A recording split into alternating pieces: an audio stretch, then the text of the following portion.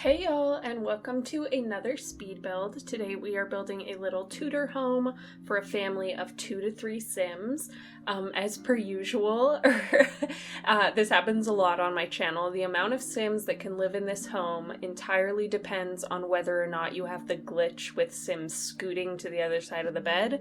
So like, if your Sims can scoot, then 2 Sims can fit in a double bed, and then 3 Sims can live here. But if they can't scoot, you're out of luck. Only 2 Sims can live here. Anyway, it is a 2-bedroom, 1 bathroom. More like half of a bathroom. The bathroom is kind of like really, really tiny. You'll see what I mean in a minute, but you do have a shower and a toilet. And then you do have to wash your hands in the kitchen sink, but like, listen, it's a very small home. I squeezed what I could in here. Anyway, so we have started building this home in Henford-on-Bagley, as you can see on this lot that I want to say is like 30 by 20, something like that, give or take. So, you know, a decent sized lot, not huge, but this home ended up being a lot smaller than I was anticipating. Like, it just sort of came together really teeny tiny. So this lot ended up being way, way too big. I tried a couple of times to do the landscaping for this lot, and it was just so much. Like, the ratio of landscaping to home was like way too big. So I was like, this maybe isn't gonna work out. Plus, the home turned out way more Tudor-y than I thought it was originally going to.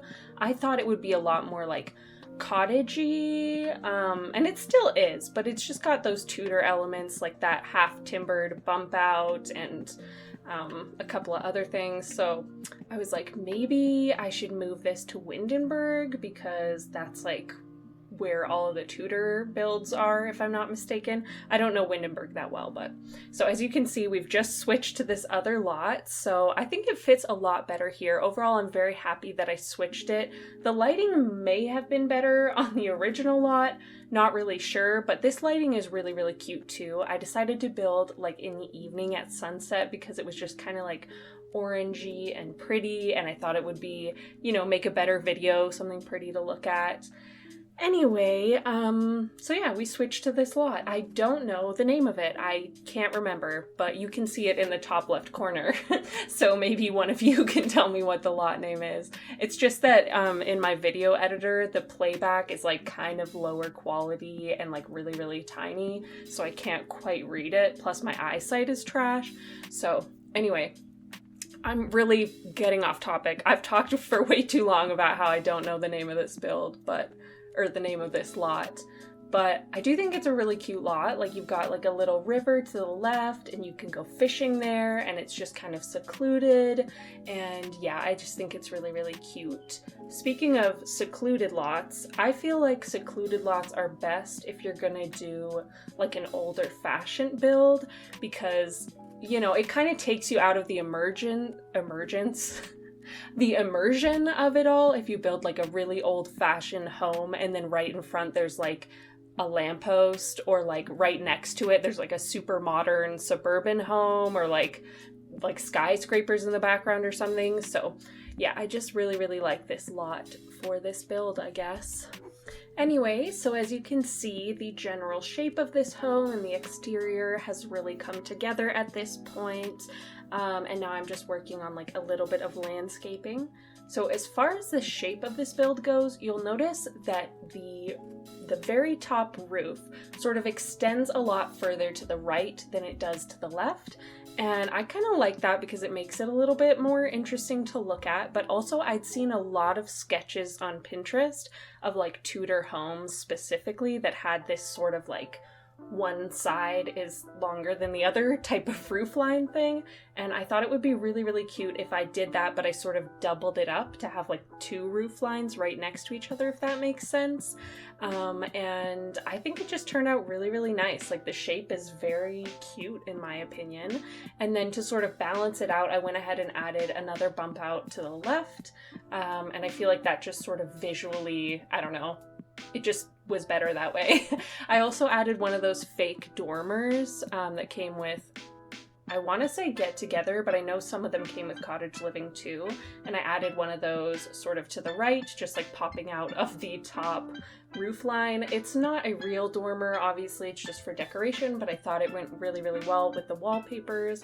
I also added a couple of little, I don't know what to call them, like piles of wood to the right of the house, and I thought that added a bit of extra detail. Now I'm just going through and adding some things to the lawn, to the yard, like I'm adding a chicken coop and some little garden patches and things like that.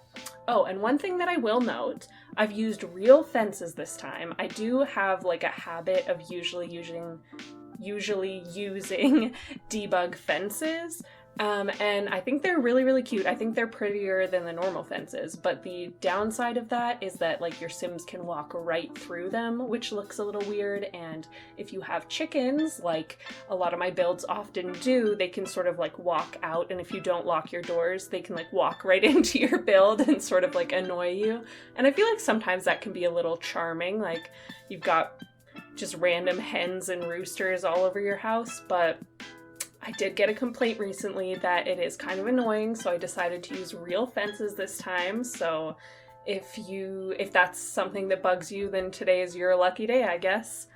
I also tried really hard to make the landscaping sort of natural. I didn't want there to be any like gardens or flower beds necessarily. I just wanted it to be like whatever was naturally growing there, just sort of like they let it be there and never really took care of it or anything like that. So I tried to look at like the landscaping in the world around and just sort of copy that.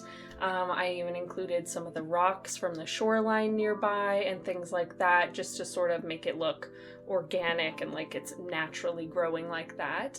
Anyway, we've now started on the interior. Like I mentioned before, this is a really, really teeny tiny space, so it does take me a bit of trial and error and like moving things around and moving them back and then moving them back again to sort of figure out how to squeeze everything into this space.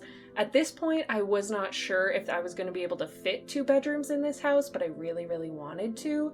So that meant that this space right here that I'm furnishing right now would have to be kitchen, dining, and living room all in one, so that I could have room for a 2nd bedroom upstairs. And even then, it's like, did I really have room, or did I just sort of like shove everything in as much as I could? I don't know. It's debatable. Anyway, right now I've got like the kitchen going on, like, the shape of the kitchen does change. I don't know how to, like, my words can't really describe it, but I have like part of the kitchen right by the stairs, like right sort of against the stairs, and I feel like A, it's not the best use of space, and B, it's kind of weird. Like, who has kitchen counters right up against their stairway? So in a while, I do switch it up. You'll see that I've placed down 2 armchairs and I just deleted one. That was because I didn't think I was going to be able to have space for more than 1 armchair. But once I do come in and like come to my senses and switch the kitchen around to a way that makes a lot more sense, then I have room for an extra armchair and an extra dining chair at the table. So that was super fun. What else? Oh yeah, do you guys want to hear a really sad story? Because I have one. Most of you, I don't think, are following my 2nd channel. That's okay. Like, if you're interested, you can, but a lot of people just enjoy speed builds. So, you know, you can just stay subscribed to my speed build channel if you want. But I do have a 2nd channel where I do like more silly stuff, like gameplay stuff. I'm doing the 100 baby challenge, and like sometimes my fiance and I make silly videos over there, and I just kind of goof around and don't take myself too seriously. But I was going to do a video, you know those like every room is a different blank, or like every room is a random blank builds that a lot of YouTubers do, like Sims YouTubers? I wanted to do one because they look really fun. I wanted to like randomly generate a budget for each room in a house. And so I made a house with like 10 rooms, and I did all 10 of them, and I like did the voiceover, and I used the random budget that Google gave to me. But I made one grave error, and that was that I started recording on like the Google page that had like the number generator on it, and then I would switch into Sims and like do my building, and then I'd switch back to Google and generate my budget and then switch back to Sims. So I had like 2 hours of footage, something like that, and when I went back to look at it, you could only see the Google page. So like you could see me randomly generate my numbers, and then I would switch to Sims, but it would just still show the Google page. So I'd be like talking about like, yeah, I like this swatch because, and like, oh, I'm gonna go with this because it's cheap. But like you were just staring at a randomly generated number the whole time. And I was like so sad. I was like, yeah, I was really upset about that. So that's my sad story. I am over it now, but there was like a time right after that happened when I was like, I'm quitting YouTube. This isn't worth it and I hate my life. But I have since calmed down and I'm back and I am having a lot of fun. So don't worry about me. But anyway, we finished the main like dining, living, kitchen area, and we're moving on to the main bedroom, the parents' bedroom. And it is going to be a little squishy in this house, so maybe I would recommend playing with a single parent, but if your Sims can scoot to the other side of the bed, then I feel like 2 parents would be totally fine. I also had a bit of trouble coming up with the color scheme for this room, mostly because I couldn't pick a bed to choose, so sorry that you had to watch me like go through like 10 different swatches of beds before I found one that I liked. I actually cut out a lot of trial and error. Like I was in there for, I don't know, like a half an hour looking at different bed swatches. That's probably an exaggeration, but whatever. I guess I didn't really feel satisfied with how cluttered the kitchen was, so I decided to pop back in there and just add a little bit of extra clutter, I guess. And now we are moving on upstairs. As you can see, I've sectioned off a little 2-tile space, or actually 3-tile? Yeah, I think that's a three-tile space at the back there, and that's the bathroom. So it's very, very tiny. You don't have a nice bathroom in this build. I'll be honest, it's like, it's functional, but it's not nice. And as I mentioned earlier, at least I think I mentioned it, your Sims have to wash their hands in the kitchen sink, so it's really not luxurious. It's like, you know, it's the sacrifice that had to be made so that I could have 2 bedrooms in this house because I was feeling like furnishing 2 bedrooms, so sorry. Anyway, we've started on this second bedroom and I've gone with this sort of like pinky reddy bed that is from Cats and Dogs. I do sort of like switch the layout in this room a couple of times before I find something that works. It's such a small space, I just really wanted to find the best way to like maximize everything, and I'm having a bit of trouble figuring out what colors I wanted to use. I really liked the gray dresser, but I didn't think it was working until I found this rug that I've just placed down. It's from Laundry Day, I think. No, it's from Cats and Dogs. Yeah, it's from Cats and Dogs. And it's gray and red, so I feel like it tied in the gray from the dresser and the red from the bed, and sort of like everything just came together when I found that rug. What else? There really isn't much else in this room. It's very, very tiny. I just try to clutter it up. I use that really, really cute mirror from Werewolves and I put that above the dresser and it just adds like a little bit of really, really cute decoration. It's one of my favorite pieces in The Sims, I think. And yeah, now we're working on this hallway space. I tried really hard to squeeze in a desk and a little art space with an easel, and I did have to change the easel to a smaller one off camera because when I was playtesting, your Sims couldn't walk through here, but otherwise everything is the same. Oh, I should also mention this is a limited pack build, so it uses Werewolves, base game, Cats and Dogs, University, Cottage Living, and Get Together. Sorry.